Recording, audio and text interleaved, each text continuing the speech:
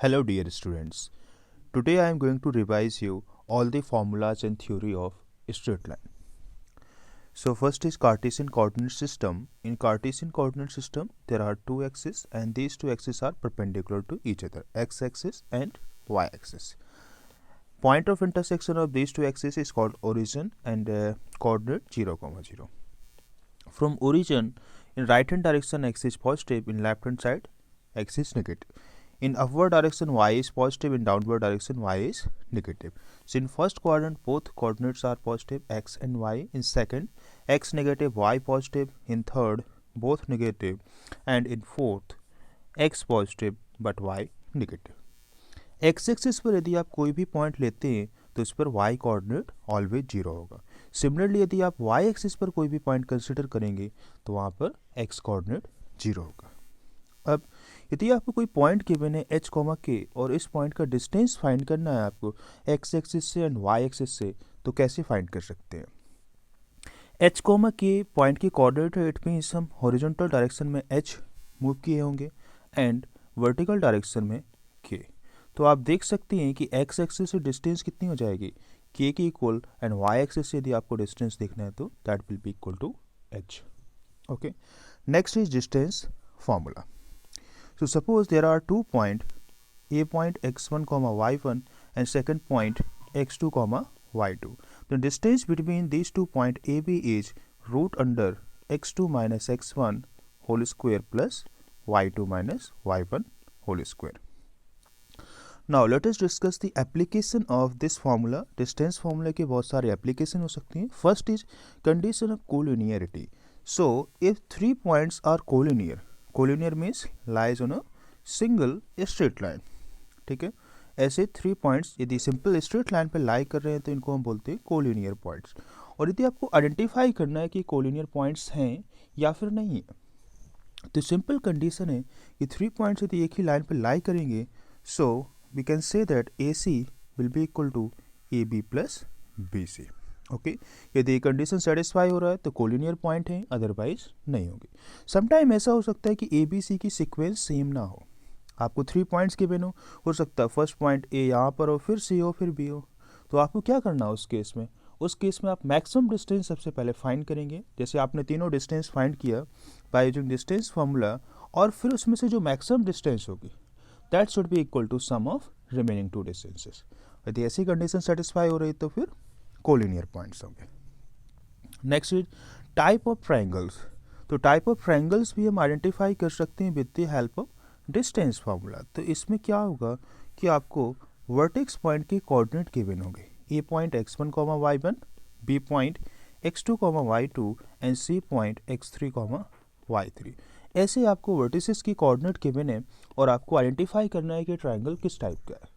तो सबसे पहले हम क्या करेंगे, bye using distance formula all side length find कर लेंगे. सारी साइड्स फाइंड की, उसके बाद हम बोलेंगे if all sides are equal, A B is equal to B C is equal to A C, तो हम ये बोल सकते हैं कि इक्विलेटरल ट्रायंगल होगा. But if only 2 sides are equal then we can say that particular triangle is isosceles triangle. For example A B is equal to B C but not equal to A C, और BC is equal to AC but not equal to AB. ठीक है, so इसको हम बोल सकते हैं isosceles triangle. तो isosceles triangle में ओनली 2 साइड्स इक्वल होने चाहिए. ठीक है, ऑल साइड्स इक्वल हो जाएंगे तो फिर वो इक्विलेटरल ट्रायंगल बन जाएगा. Right angle triangle. तो राइट एंगल ट्रायंगल के बारे में आप जानते हैं कि एक एंगल 90 डिग्री होना चाहिए. तो 90 डिग्री एंगल आप आइडेंटिफाई नहीं कर सकते हैं with the help of distance formula, क्योंकि डिस्टेंस फार्मूले से तो आप ओनली डिस्टेंस फाइंड कर सकते हो, राइट. तो हम क्या करेंगे फिर?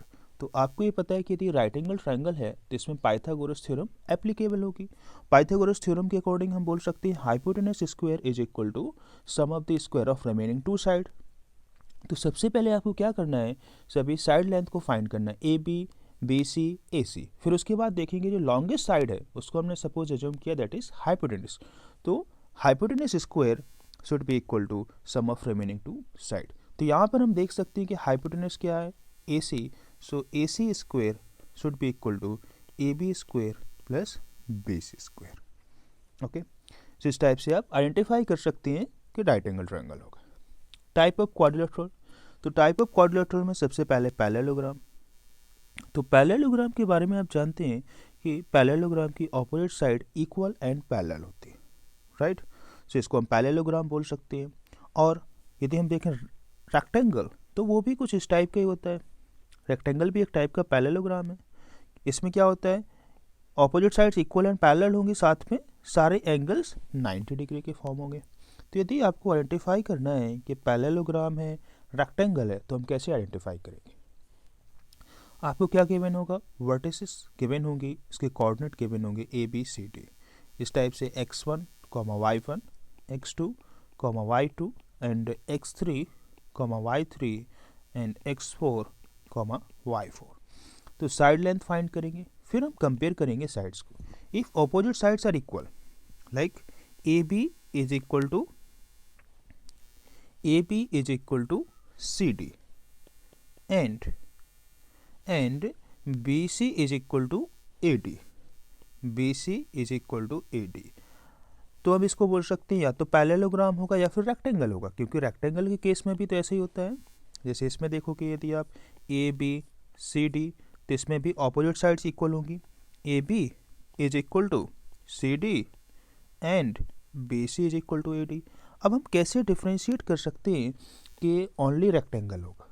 पैरेललोग्राम हो सकता है, बट इनमें डिफ्रेंशिएशन यदि आपको करना है तो हम ये बोल सकते हैं कि डायगोनल की लेंथ पैरेललोग्राम में इक्वल नहीं होती है, but in case of rectangle diagonal की लेंथ भी इक्वल होगी। सो यहाँ पर क्या होगा, A C will not be equal to B D, but इसमें ए सी और बी डी इक्वल होंगे, ठीक है। ये डिफरेंस होगा दोनों में। Next is rhombus. तो रोम्बस में क्या होता है, all four sides are equal.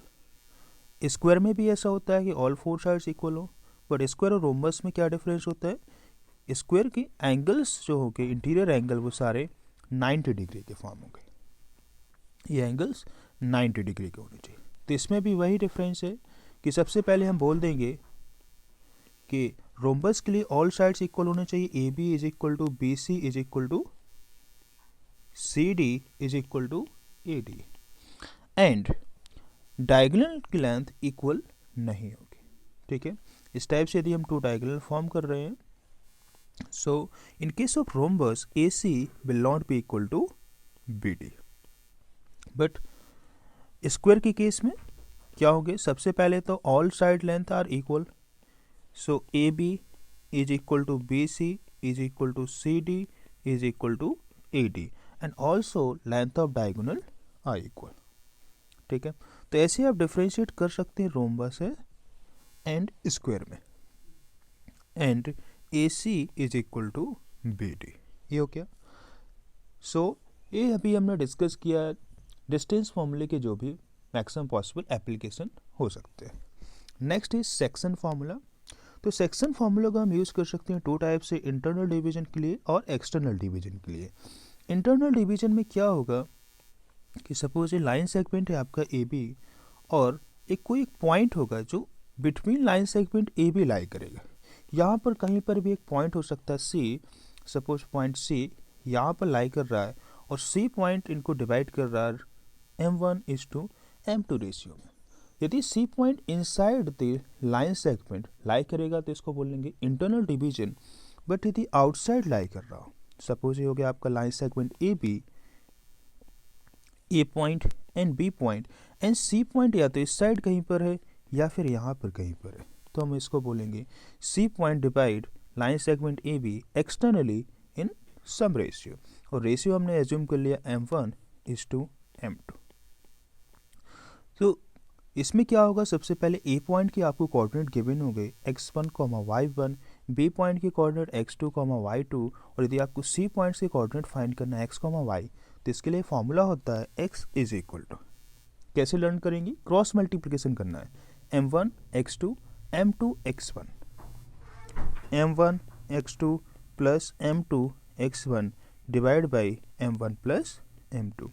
Similarly y के लिए हम क्या करेंगे, M1 y2 plus M2 y1, M1 y2 plus M2 y1 divide by M1 plus M2, ठीक है। इंटरनल डिवीजन हो गया। एक्सटर्नल डिवीजन में क्या डिफरेंस होगा, सबसे पहले तो पॉइंट आउटसाइड लाई करेगा और रेशियो आपको किसका देखना है, A C is to B सी ही देखना है। ओके, तो इसमें भी सेम टाइप से यदि हम एज्यूम करें point A x1 Y one and point B x2 Y two and point से आपको फाइंड करना है x वाई, तो इसमें x इज इक्वल टू क्या होगा, जैसे हमने इंटरनल डिवीजन का फॉर्मूला यूज़ किया एग्जैक्टली सेम टाइप से आपको ये फॉर्मूला यूज़ करना है, बट इसमें माइनस साइन आ जाएगा, प्लस के प्लेस पर माइनस साइन आएगा। So x is equal to m1 x2 minus m2 x1 divide by m1 minus m2 and y is equal to m1 y2 minus m2 y1 divide by m1 minus m2। Okay, तो एक तो simple type की questions हो सकते हैं कि जिसमें आपको सी पॉइंट फाइंड करना हो, और सेकंड टाइप की क्वेश्चन ऐसे हो सकते हैं कि आपको सी पॉइंट गिवन है या फिर इसके बारे में कुछ इन्फॉर्मेशन दिया गया है और आपको रेशियो फाइंड करना हो। ठीक है, तो रेशियो जब भी फाइंड करना हो तो हम एज्यूम करेंगे k/1 और मोस्ट ऑफ द टाइम आप यूज़ करेंगे इंटरनल डिवीजन का फॉर्मूला, क्योंकि उसमें ये गिवन नहीं होगा कि सी पॉइंट इंटरनली डिवाइड कर रहा है या फिर एक्सटर्नली। ठीक है, तो हम क्या करेंगे, इसको एज्यूम किया k/1, सपोज किया आ गया आपका 2, तो रेशियो क्या हो जाएगा 2:1 का, बट k आया सपोज 1/2, तो रेशियो हम बोलेंगे 1:2। और आपने सॉल्व किया, इंटरनल डिवीजन का फॉर्मूला यूज़ किया और k आ गया आपका -3/2, तो इसका मीनिंग ये हो गया this C point divide line segment A B externally in ratio 3:2। तो यदि k नेगेटिव आया तो हम बोलेंगे एक्सटर्नल डिवीजन होगा। ओके, आगे बढ़ते हैं। Next is area of the triangle. तो एरिया ऑफ द ट्रायंगल तो आपको आता होगा half base into height, but यहाँ पर वो एरिया नहीं यूज़ करना है आपको। इसमें आपको वर्टेक्स पॉइंट गिवन होंगे x1 y1, B point x2 y2 and C point x3 y3, और अब आपको एरिया फाइंड करना है। तो एरिया का फॉर्मूला क्या होगा, area A is equal to half x1 y2 minus y3 plus x2 y3 minus y1 plus x3 y1 minus y2। अब इसको आप लर्न कैसे कर सकते हैं, तो इसमें आपको लर्न करना है साइक्लिक ऑर्डर, जैसे पहले 1 2 3, 1 के बाद 2 आएगा, फिर 3 आएगा, फिर अगेन 1, फिर 2, फिर 3, फिर 1, ऐसे। तो यदि सपोज आपने यहाँ पर x1 लिया तो x1 के साथ y2 माइनस y3, फिर आप x2 लेंगे तो x2 के साथ y3 माइनस y1, और फिर x3 लिया तो x3 के साथ y1 माइनस y2। ऐसे आप लर्न कर सकते हैं इस फॉर्मूले को। ओके, इस फॉर्मूले का यूज़ और हम कहाँ पर कर सकते हैं कि जैसे आपको आइडेंटिफाई करना है कि 3 पॉइंट्स कोलिनियर हैं, तो एक तो हमने डिस्टेंस फॉर्मूले की हेल्प से आइडेंटिफाई किया था, और इससे भी आइडेंटिफाई कर सकते हैं यदि 3 पॉइंट कोलिनियर हैं, इट मीन्स इसमें कोई भी ट्रायंगल फॉर्म नहीं होगा, और ट्रायंगल फॉर्म नहीं होगा तो एरिया ऑफ द ट्रायंगल 0 होगा, तो वहाँ से भी आप आइडेंटिफाई कर सकते हैं। Next is area of quadrilateral. अब आपको क्वाड्रिलेटरल की 4 वर्टिसेस गिवन है। इस टाइप से कोई हमने एक जनरल क्वाड्रिलेटरल रिप्रेजेंट किया और इसकी आपको 4 वर्टेक्स पॉइंट दिए गए, A point, B point, C point and D point. A point x1 y1, B point x2 y2 and C point x3 y3 and D point x4 y4। ठीक है, generally आपको क्या करना है, directly A B C D नहीं बोलना है, जो भी पॉइंट दिए गए हैं उनको पहले प्रॉपरली कार्टेशियन प्लेन में रिप्रेजेंट कर लो, फिर उसके बाद ए बी सी डी बोल देना, क्योंकि समटाइम ऐसा होता है कि इनकी पोजिशनिंग डिफरेंट हो तो फिर आंसर इनकरेक्ट आ जाएगा। ओके, तो सबसे पहले आपको प्रॉपर वे में कार्टेशियन प्लेन में रिप्रेजेंट करना है ए बी सी डी को, फिर उसके बाद अब आपको एरिया फाइंड करना है। तो एरिया हम कैसे फाइंड कर सकते हैं, अभी तो हमने कोई फॉर्मूला डिस्कस नहीं किया, but area of the triangle का फॉर्मूला डिस्कस किया है। तो हम क्या कर सकते हैं, इस क्वाड्रिलेटरल को 2 पार्ट्स में डिवाइड कर सकते हैं, या तो ऐसे डिवाइड कर लो या फिर ऐसे डिवाइड कर लो, या आप पर डिपेंड करता है कि कैसे डिवाइड करना है। सपोज हमने कुछ इस टाइप से डिवाइड कर लिया, सो हम ये बोल सकते हैं area of quadrilateral A B C D is equal to area of triangle, कौन सा ट्रायंगल आ जाएगा, सबसे पहले A B C, area of triangle A B C plus area of triangle A C D, A C D. अब इसमें एक बात ध्यान रखना, एरिया ऑलवेज पॉजिटिव होता है, ठीक है, तो इस फॉर्मूले से जो भी हमने फॉर्मूला डिस्कस किया है, इससे कभी कभी एरिया नेगेटिव भी आ सकता है, तो हम आंसर ओनली मैग्नीट्यूड लेंगे। जैसे सपोज -20 आए तो हम बोलेंगे एरिया 20 होगा। तो ऐसे ही इस केस में आपने इंडिविजुअली एरिया फाइंड किया और एक सपोज नेगेटिव आ गया फॉर्मूले के अकॉर्डिंग, तो आप ऐसा नहीं करोगे कि उनको सेपरेट कर दो, क्योंकि एरिया ऐड करनी है और एरिया हमेशा पॉजिटिव होगा, तो दोनों का मैग्नीट्यूड निकाल के आपको ऐड करना है। सो अभी तक जो हमने डिस्कस किया था वो 10th क्लास का पोर्शन था, मीन्स 10th क्लास में आप पहले पढ़ के आए हैं। अब हम डिस्कस करने वाले हैं जो आप एक्चुअल में न्यू पढ़ने वाले हैं 11th क्लास में। सो इक्वेशन ऑफ स्ट्रेट लाइन से स्टार्ट करते हैं। सबसे पहले लाइन यदि पैरेलल टू एक्स एक्सिस हो तो उसकी आप इक्वेशन कैसे फाइंड करेंगे, ठीक है। तो पैरेलल टू एक्स एक्सिस कुछ लाइन ऐसे हो सकती है, ऐसे हो सकती है, ओके, इस टाइप से लाइन हो सकती है। तो इसके बारे में हम बोल सकते हैं कोई भी लाइन चूज़ किया तो इस पर ऑलवेज वाई कोऑर्डिनेट सेम रहेगा, यहाँ पर भी वाई कोऑर्डिनेट फिक्स रहेगा। तो इसका इक्वेशन होता है y is equal to constant, इस टाइप से।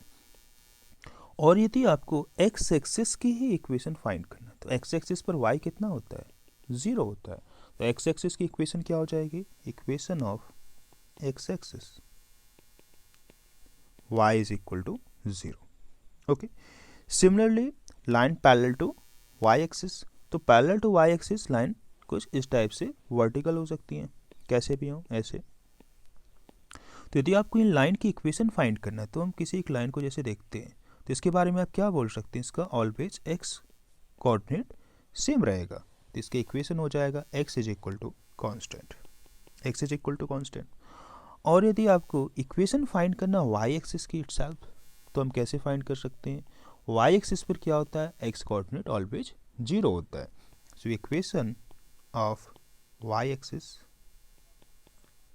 Is x is equal to 0, ठीक है।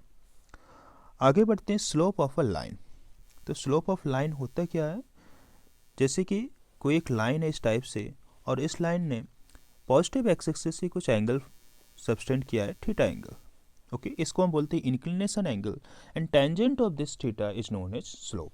सो स्लोप को हम जनरली m से रिप्रेजेंट करेंगे and m is equal to tan theta, ठीक है। तो यदि आपको कोई इंक्लिनेशन एंगल गिवन है लाइन का तो आप इस टाइप से स्लोप फाइंड कर सकते हैं।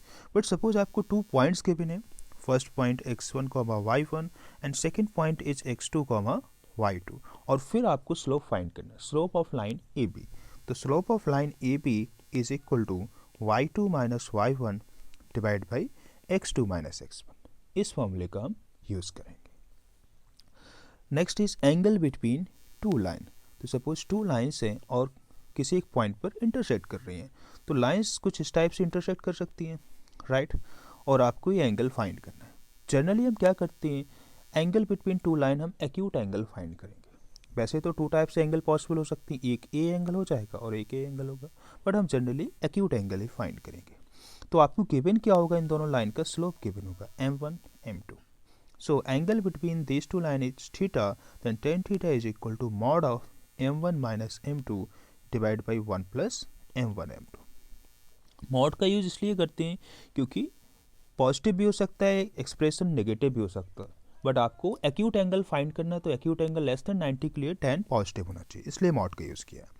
बट सपोज आपको थीटा गिवन है और m1 गिवन है, m2 फाइंड करना है, तो उस केस में जब आप मॉड ओपन करोगे तो प्लस माइनस साइन के साथ ओपन करना है।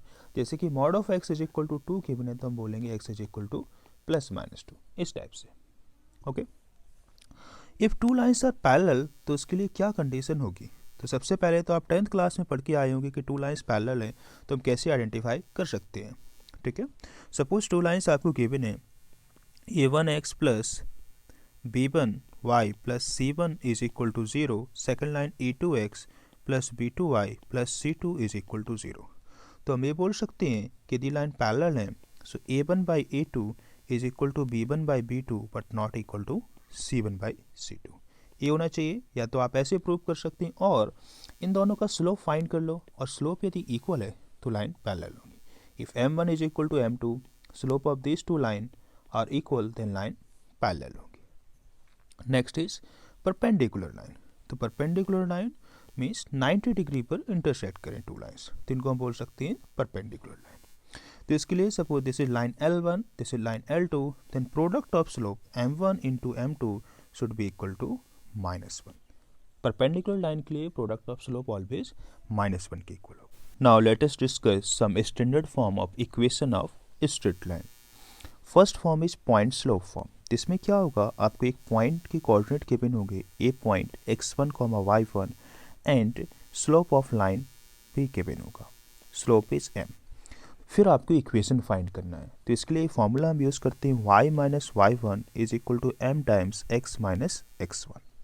ओके, 2 पॉइंट फॉर्म में आपको क्या होगा, 2 पॉइंट्स गिवन होंगे x1, y1 and b point x2, y2।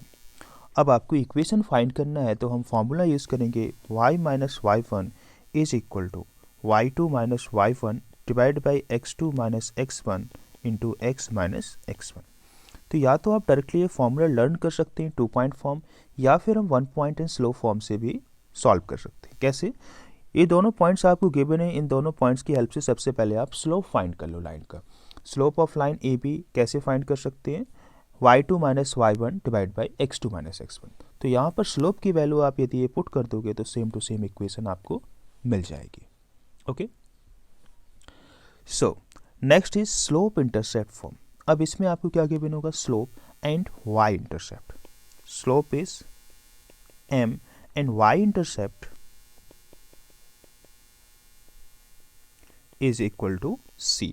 ऐसे यदि आपको गिवन है तो इक्वेशन होता है y is equal to M x plus c. ये सबसे ज़्यादा फेमस इक्वेशन है, आपने देखा होगा इसको। Okay, so m is slope and c is y intercept. अब इसका यूज़ आपको मैक्सिमम प्लेसेस पर कैसे करना है, सबसे पहले तो डायरेक्टली इक्वेशन फाइंड करने के लिए, या फिर कोई एक जनरल इक्वेशन आपको गिवन है। फॉर एग्जाम्पल ऐसे इक्वेशन गिवन है ax plus B Y plus C is equal to 0, और इसका आपको स्लोप फाइंड करना है। तो स्लोप हम कैसे फाइंड करेंगे, इस फॉर्म में कन्वर्ट करके। तो इस फॉर्म में हम कैसे कन्वर्ट कर सकते हैं, इसको बोलेंगे कि y को एक साइड रखना, बाकी को राइट हैंड साइड ले जाएंगे। तो B Y is equal to minus A X minus C, फिर b से आप डिवाइड करेंगे तो y is equal to minus A by B X minus C by B. तो कंपैरिजन करके आप बोल सकते हैं कोफिशिएंट ऑफ x यहाँ पर स्लोप होता है, और इसमें क्या है, माइनस ए बाई बी। तो slope is equal to minus A by B. तो इस टाइप से कोई भी आपको इक्वेशन के बिना 3x plus 2i minus 1 is equal to 0 और स्लोप फाइंड करना है, तो आप क्या करेंगे, इस फॉर्म में कन्वर्ट कर देंगे, y is equal to M x plus C form में। तो कोफिशिएंट ऑफ x होगा, वही आपका स्लोप होगा। Next is intercept form. तो यदि आपको इंटरसेप्ट गिवन है, जैसे कि x intercept and y intercept, इसका मीनिंग क्या होता है कि जैसे लाइन x एक्सिस को जिस पॉइंट पर कट कर रही है, तो इसका x कोऑर्डिनेट होगा x इंटरसेप्ट, और ये लाइन y एक्सिस को जिस पॉइंट पर कट करेगी उसका y कोऑर्डिनेट होगा y intercept. So let us assume x intercept is a and y intercept is b, then equation of line is x by a plus y by b is equal to 1। ठीक है, तो intercept positive भी हो सकती है, negative भी हो सकती है। इस टाइप से लाइन हो, ऐसे लाइन हो, ऐसे लाइन हो। ओके, अब इसका यूज और कहाँ पर कर सकते हैं, जैसे कि यदि आपको इंटरसेप्ट फाइंड करनी हो तो हम कैसे फाइंड करेंगे, और आपको जनरल इक्वेशन गिवन है ax plus B Y plus C is equal to 0, और आपको फाइंड करना x intercept and y intercept. तो फर्स्ट अप्रोच तो ये हो सकती है कि आप इसको इस फॉर्म में कन्वर्ट कर दो। कैसे कन्वर्ट करेंगे, हम ये बोल सकते हैं ax plus B Y is equal to minus C. फिर यहाँ पर क्या चाहिए, राइट हैंड साइड 1 चाहिए, तो c से डिवाइड कर दो बोथ साइड माइनस सी से। So ax divide by minus c plus B y divide by minus c is equal to 1। अब यहाँ पर x चाहिए, डिवाइड बाई कुछ कांस्टेंट होना चाहिए, तो इसको हम कन्वर्ट कर सकते हैं x divide by minus C by a plus y divide by minus C by b is equal to 1। So x intercept क्या हो जाएगा, minus C by a and y intercept minus C by b. एक ही approach हो सकती है, but ये काफ़ी लेंथी है। उससे बेटर अप्रोच क्या हो सकती है कि यदि आपको x इंटरसेप्ट फाइंड करना है, तो जो मैंने डेफिनेशन बताया उसके अकॉर्डिंग क्या होना चाहिए, जिस पॉइंट पर ये लाइन x एक्सिस को जिस पॉइंट पर कट करती है उसका x कोऑर्डिनेट, ये क्या है, x इंटरसेप्ट। यदि आपको x इंटरसेप्ट फाइंड करना है तो x एक्सिस पर लाइन कट कर रही है, इट मीन्स y कोऑर्डिनेट 0 होगा, तो इसमें डायरेक्टली आप y 0 पुट कर दो। यदि आप y 0 पुट करोगे फिर x की वैल्यू फाइंड करो, यहाँ से ax is equal to minus C होगा और x is equal to minus C by A. तो यही आंसर आपको डायरेक्टली मिल गया x इंटरसेप्ट का। सिमिलरली यदि आपको y इंटरसेप्ट फाइंड करना है तो हम क्या करेंगे, एक्स कोऑर्डिनेट को 0 कर दो तो यहाँ पर जो y की वैल्यू आएगी वही y इंटरसेप्ट हो जाएगा। क्या आएगा? y is equal to minus C by b. ठीक है, तो ऐसे भी आप इंटरसेप्ट फाइंड कर सकते हैं। Okay, next is normal form. तो नॉर्मल फॉर्म में क्या होगा? सबसे पहले आपको ओरिजिन से लेंथ ऑफ नॉर्मल गिवन होगी। किसी लाइन पर जैसे हम परपेंडिकुलर ड्रॉ करते हैं ओरिजिन से, तो इस परपेंडिकुलर की लेंथ p गिवन होगा और ये परपेंडिकुलर एक्स एक्सिस से जो एंगल सबटेंड कर रहा होगा वो एंगल अल्फा गिवन होगा। तो फिर आपको इक्वेशन फाइंड करनी पड़ेगी। तो इक्वेशन क्या होती है? X cos alpha plus Y sine alpha is equal to P. This is normal form. अब अगेन यदि आपको जनरल फॉर्म गिवन है A X plus B Y plus C is equal to 0 और इसको कन्वर्ट करना नॉर्मल फॉर्म में, question कैसे हो सकता है? कोई भी जनरल इक्वेशन गिवन है 2x plus 3y minus 1 is equal to 0 और इसको आपको कन्वर्ट करना हो या फिर आपको इस परपेंडिकुलर की लेंथ फाइंड करना हो या फिर इसका इंक्लिनेशन एंगल फाइंड करना हो अल्फा, तो कैसे फाइंड करेंगे वो अभी हम डिस्कस करने वाले हैं। तो इसके लिए हम क्या करेंगे कि इसको इस फॉर्म में कन्वर्ट करने का ट्राई करेंगे। तो सबसे पहले हम ये करेंगे A X plus B Y is equal to minus C, क्योंकि राइट हैंड साइड पर p है। अब हम क्या करेंगे? देखो p क्या है? Length of perpendicular. तो p क्या कभी निगेटिव हो सकता है? कभी निगेटिव नहीं होगा, p ऑलवेज पॉजिटिव होगा। तो राइट हैंड साइड आपको देखना है कि पॉजिटिव आना चाहिए। यदि माइनस सी पॉजिटिव है तो कोई प्रॉब्लम नहीं है, यदि पॉजिटिव नहीं है तो इसको पॉजिटिव बनाओ। कैसे बनाएंगे पॉजिटिव? सपोज निगेटिव आया तो हम क्या करेंगे? बोथ साइड माइनस साइन से मल्टीप्लाई कर देंगे। तो ये हो गया आपका फर्स्ट स्टेप। सेकंड स्टेप क्या होगा? Make sure right hand side, make sure RHS is positive. ठीक है, तो सबसे पहले आपको ये देखना है कि राइट हैंड साइड आपका पॉजिटिव हो जाए। यदि नहीं है तो उसको बना दो, यदि है तो फिर कोई प्रॉब्लम नहीं। फिर हम क्या करेंगे? इसको डिवाइड कर देंगे रूट अंडर ए स्क्वायर प्लस बी स्क्वायर से। सो रूट अंडर ए स्क्वायर प्लस बी स्क्वायर से डिवाइड किया तो इस टाइप से आपको कुछ इक्वेशन मिल जाएगा।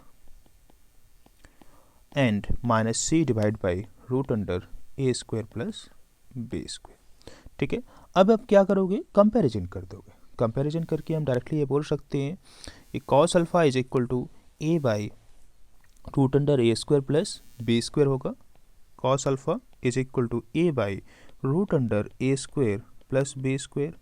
Similarly, sin alpha is equal to b divided by root under a square plus b square and p is equal to minus c divided by root under a square plus b square। ठीक है, तो यहाँ से आपको p मिल गया और इन दोनों से आप कंपैरिजन करके अल्फ़ा फाइंड कर सकते हैं। ठीक है, ध्यान ये रखना है कि अल्फ़ा सिंगल है। सपोज ऐसा आया, आपने सॉल्व किया cos alpha is equal to minus 1 by root 2 and sine alpha is equal to 1 by root 2, तो आप ऐसा नहीं बोल दोगे कि यहाँ से अल्फ़ा 45 होना चाहिए और यहाँ से 135, ऐसा नहीं होगा। ठीक है, अल्फ़ा एक ही है तो अल्फ़ा एक ही है तो एक ही आंसर आएगा। ओके, सो हम ये देखेंगे कि ऐसा कौन सा क्वाड्रेंट होगा कि जहाँ पर कॉस अल्फ़ा नेगेटिव हो एंड साइन अल्फ़ा पॉजिटिव हो। तो ऐसा सेकंड क्वाड्रेंट हो सकता है, साइन पॉजिटिव कॉस नेगेटिव, तो फिर अल्फ़ा आपका सेकंड क्वाड्रेंट में बिलोंग करेगा, तो ये 135 डिग्री के इक्वल होगा। ठीक है, ये ध्यान रखना। पी के लिए कोई प्रॉब्लम नहीं है, बट पी के लिए आपको ध्यान रखना है यहाँ पर कि राइट हैंड साइड आप इसकी पॉजिटिव बनाएंगे। ठीक है, तो इस टाइप से आप कोई भी जनरल इक्वेशन गिवन है और इसको नॉर्मल फॉर्म में कन्वर्ट करना है तो ये स्टेप्स फॉलो करेंगे, ऑटोमेटिकली आंसर करेक्ट आएगा। Okay, next formula, distance of a point from line, और इसको हम ऐसा भी बोलते हैं length of perpendicular from a point to a line, क्योंकि किसी भी पॉइंट से हम जब डिस्टेंस फाइंड करते हैं लाइन की तो वो परपेंडिकुलर डिस्टेंस ही फाइंड करते हैं और वही डिस्टेंस मिनिमम होती है। ठीक है, suppose point P is x1, y1, क्योंकि डिस्टेंस तो हम कैसे भी फाइंड कर सकते हैं, किसी भी डायरेक्शन में ऐसी इन्फाइनाइट पॉसिबिलिटीज़ हैं, बट हम फाइंड करेंगे परपेंडिकुलर डिस्टेंस और वही मिनिमम डिस्टेंस होगा। And equation of line is ax plus by plus c is equal to 0। Point x1, y1 and this is equation of line, then distance is equal to mod of, mod का use हम इसलिए करते हैं क्योंकि distance always positive होगा। क्या करना आपको, यहाँ पर पॉइंट को डायरेक्टली पुट कर देना है x1 y1 को। ठीक है, तो आएगा ax1 plus by1 plus c divide by root under A square plus B square.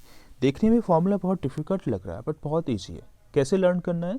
Learn करने के लिए आपको जैसे पॉइंट दिया है 2,3 और यहाँ पर इक्वेशन गिवन है 2x plus 3y plus 7 is equal to 0। तो डायरेक्टली आप क्या करेंगे, x is equal to 2 put कर दो, y is equal to 3 put कर दो, ठीक है। फिर उसके बाद हम क्या करेंगे, root under coefficient of x 2 square and coefficient of y is 3 square 9, इससे डिवाइड कर देंगे। जो आंसर आएगा वही डिस्टेंस हो जाएगी। This is last formula, distance between two parallel line. So suppose आपको टू पैरेलल लाइन गिवन है। First line ax plus by plus c1 is equal to 0, second line ax plus by plus c2 is equal to 0, और आपको distance between these two parallel line find करनी है। तो formula क्या use होगा, distance d is equal to mod of c1 minus c2 divide by root under a square plus b square. बिल्कुल simple formula है। Difference आपको लेना है इन कॉन्स्टेंट्स का, फिर उसके बाद root under coefficient of x square plus coefficient of y square बोलना है, ठीक है। अब इस फॉर्मूले में कुछ मिस्टेक्स हो सकती हैं, तो वो मैं आपको क्लियर कर देता हूँ कि कहाँ पर मिस्टेक आप कर सकते हो। जैसे कि एक लाइन आपको गिवन है 2x minus 3y is equal to 4 and second line 2x minus 3y minus 1 is equal to 0। अब आपको डिस्टेंस फाइंड करनी है, दोनों लाइन पैरेलल है, क्लियरली दिख रहा है। तो आप ऐसा बोल सकते हैं कि c1 4 होगा एंड c2 माइनस 1, लेकिन वो इनकरेक्ट हो जाएगा। क्यों? क्योंकि लाइन ये दोनों जनरल फॉर्म में होना चाहिए, जनरल फॉर्म में नहीं है। तो सबसे पहले आप क्या करोगे, इस 4 को इस साइड लाओगे तो -4 इज इक्वल टू 0 हो जाएगा। फिर हम बोलेंगे c1 is -4 and c2 is -1, फिर आप फॉर्मूले का यूज़ करेंगे, ठीक है। और सेकेंड टाइम कि सपोज आपको ऐसी लाइन गिवन है 3x plus 4y plus 2 is equal to 0 and 6x plus 8y minus 10 is equal to 0, ठीक है। अभी आप देख सकते हैं कि दोनों लाइन पैरेलल है। कैसे आइडेंटिफाई किया, कोफिशिएंट ऑफ x का प्रोपोर्शन निकालो, 3/6 इज इक्वल टू 4/8, कितना आएगा 1/2 1/2, नॉट इक्वल टू 2/-10। तो ये लाइन पैरेलल तो हो गई है, बट आप डिस्टेंस फॉर्मूले का अभी यूज़ नहीं कर सकते। क्यों नहीं करेंगे, coefficient of x y exactly same नहीं है, इनका प्रोपोर्शन सेम है बट एग्जैक्टली सेम नहीं है। तो हम एग्जैक्टली सेम बनाएंगे। कैसे बनाएंगे, या तो आप इक्वेशन 2 को 2 से डिवाइड कर दो। यदि 2 से डिवाइड करेंगे तो यहाँ पर 3 आ जाएगा, यहाँ पर 4 और यहाँ पर 5, तो ये coefficient of x y same to same हो जाएंगे। या फिर इक्वेशन नंबर 1 को आप 2 से मल्टीप्लाई कर दो, मल्टीप्लाई करेंगे तो भी सेम हो जाएगा। फिर उसके बाद आप फॉर्मूले का यूज़ करेंगे, ठीक है। तो यहाँ पर straight line class 11th NCERT में जितने भी फॉर्मूले हो सकते थे वो कंप्लीट हो गए।